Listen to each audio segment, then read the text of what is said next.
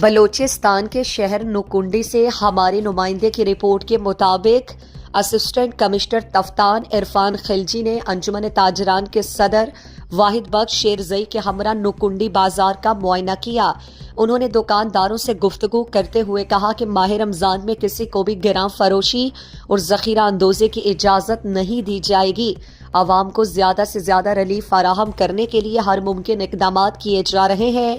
اس موقع پر انہوں نے نرخنامہ آویزہ نہ کرنے پر متعدد مرغ فروشوں کو جرمانے کیے، جبکہ سبزیوں، ٹماٹروں اور دیگر پھل فروٹ کے مہنگے داموں فروخت پر کئی سبزی فروشوں کو بھی جرمانہ کیا۔ علاوہ ازیں خلاف ورزی پر 2 دکانداروں کو گرفتار کر لیا گیا۔ بعد ازاں اسسٹنٹ کمشنر نے کوئٹہ تفتان شاہراہ پر واقع غریب آباد بازار کا بھی معائنہ کیا، جہاں انہوں نے نرخناموں کی عدم دستیابی اور صفائی کی ناقص صورتحال پر برہمی کا اظہار کیا۔ انہوں نے واضح کیا کہ نوکنڈی کے روزہ داروں کو ہر ممکن سہولت فراہم کی جائے گی اور سرکاری نرخنامے کی خلاف ورزی کرنے والوں کے خلاف سخت کارروائی عمل میں لائی جائے گی۔ انہوں نے دکانداروں کو سختی سے ہدایت کی کہ چاہے وہ مرغ فروش ہوں یا سبزی فروش، روزانہ کی بنیاد پر نرخنامہ آویزاں کریں تاکہ صارفین کو قیمتوں کے بارے میں مکمل آگاہی حاصل ہو۔